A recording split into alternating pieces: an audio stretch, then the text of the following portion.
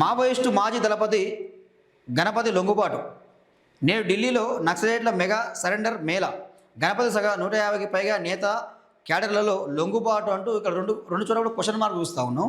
అంటే మావోయిస్టు మాజీ దళపతి గణపతి అంటే లొంగుబాటు అంటే ఇందులో కొంత వాస్తవం ఉంది, అవాస్తవం ఉందని చెప్పి అంటా ఉన్నారు. కానీ ఎట్టకేలకు లొంగిపోతుండు అమిత్ షా ముందర, సీఎం రేవంత్ రెడ్డి ముందర ఆ ఢిల్లీలో ఆ గణపతి ఆయనతో పాటు ఉన్న క్యాడర్ అందరూ కూడా ఎవరైతే ఎన్కౌంటర్గా అయిన మావోయిస్టు హిడ్మా అదేవిధంగా నంబాల కేశవరావు వీళ్ళు కూడా చనిపోవడం జరిగింది. సో ఇక్కడ చాలా వరకు చెల్లాచెదురు అయిపోయింది. ఆ పరిస్థితి లేదు కాబట్టి మీ అందరూ ఈయనకు కూడా వృద్ధాప్యంలోకి వచ్చిండు. అనారోగ్యం కారణం వల్లనే లొంగిపోతున్నట్టు మనం మాటలు చూస్తూ ఉన్నాం. కేంద్ర హోంశాఖ మంత్రి అమిత్ షా, తెలంగాణ సీఎం రేవంత్ హాజరు. ఈ నెల 31న మావోయిస్టు ముక్త భారత్ సభకు కేంద్రం సన్నాహాలు. లొంగుబాటును ధృవీకరించని రాష్ట్ర పోలీస్ విభాగం.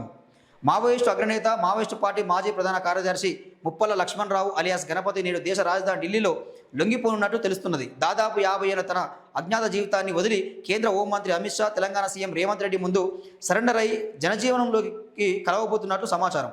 ఆయనతో పాటు 150కి పైగా మావోయిస్టు నేతలు, క్యాడర్లు సైతం లొంగిపోతున్నట్లు సమాచారం.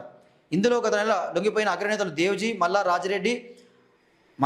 రాజిరెడ్డి వంటి నాయకుల ఆదర్శంలో పనిచేసిన క్యాడర్లు సైతం ఉన్నట్టు తెలిసింది.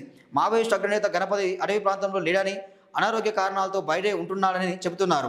ఆయన అడవిలో లేడని, పట్టణ ప్రాంతంలోనే ఉన్నట్లు తెలిసిందని ఇటీవలే తెలంగాణ డీజీపీ శివధర్ రెడ్డి వెల్లడించిన విషయం తెలిసిందే.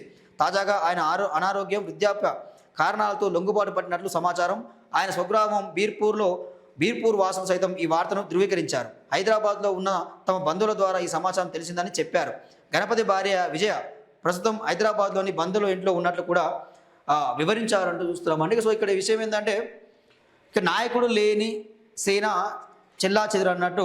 సో ఇక్కడ మావోయిస్టు పార్టీలో కూడా ఈరోజు వాళ్ళకు అంటే నడిపించే నాయకుడు, ముందు తీసుకెళ్లే నాయకుడు అయితే లేకపోవడం వల్ల వాళ్ళు కూడా చెల్లాచెదురు అయిపోయారు. చాలామంది ఇప్పటికీ అగ్రనాయకులు, టాప్ లీడర్స్ అందరూ కూడా ఇక్కడ దేవజీవి అయితేంది, మళ్ళీ రాజిరెడ్డి అయితేంది, వీళ్ళు లొంగిపోవడంతో కూడా కొంత క్యాడర్ మొత్తం కూడా వాళ్ళే పెద్ద పెద్ద నాయకులు లొంగిపోయారు, మనం కూడా లొంగిపోదాం అనేది అని అందరూ లొంగిపోతాడు కూడా చూస్తాను. ఇక్కడ కేంద్ర ప్రభుత్వం ఆపరేషన్ కగార్ పేరుతో అసలు చర్చలో పిలవకుండా మావోయిస్టులు ఎక్కడ దొరికితే అక్కడ పట్టుకొని ఎన్కౌంటర్ చేయడం చూస్తూ ఉన్నాం.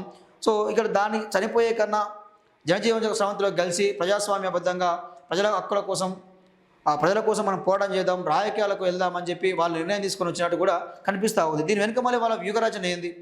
సో ఈరోజు గన్ను బట్టి పోరాడే పరిస్థితి లేదు కాబట్టి ప్రజల్లోకి వెళ్ళి పెన్ను బట్టి పోరాడదాము, ఉద్యమాలు చేద్దాం, ధర్నాలు చేద్దామనే వ్యూహంతో మనం బయటకు వచ్చిరా ఏంది అనేది కూడా తెలియాల్సిన అవసరం అయితే ఉన్నది. ఢిల్లీలో నేడు మెగా సరెండర్ మేళా జరగనున్నది. ఈ కార్యక్రమానికి కేంద్ర హోంమంత్రి అమిత్ షా, తెలంగాణ సీఎం రేవంత్ రెడ్డి, మరికొందరు ఉన్నతాధికారులు హాజరవనున్నారు. ఈ సమావేశంలో మావోయిస్టు నేత ముప్పల లక్ష్మణరావు, ఆయనతో పాటు సుమారు 150 మంది మావోయిస్టు నేతలు, కేడర్లు లొంగిపోయినట్లు తెలిసింది. దేవ్జీ, మల్లా రాజిరెడ్డి వంటి నేతలు లొంగిపోయినప్పుడే గణపతి లొంగుబాటుకు అధికారులు ప్రయత్నాలు చేశారు.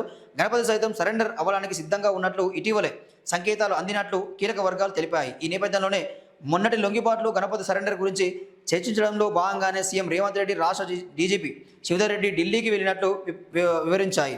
డీజీపీ సైతం ఢిల్లీ వెళ్ళడంతో గణపతి లొంగుబాటు లాంఛనమేనని చెప్పడం జరుగుతూ ఉంది. సో ఇక్కడ అంటే వాళ్ళకి అధికారికంగా ఒక సమాచారం అయితే అందింది. మీ గణపతి అనారోగ్య కారణాలతో లొంగిపోబోతూ ఉన్నాడు అనే విషయాన్ని ధృవీకరించుకున్న తర్వాతనే ఢిల్లీకి వెళ్ళడం జరిగింది. ఢిల్లీలో ఇప్పటికే అమిత్ షాతో చర్చలు జరపడం జరిగింది.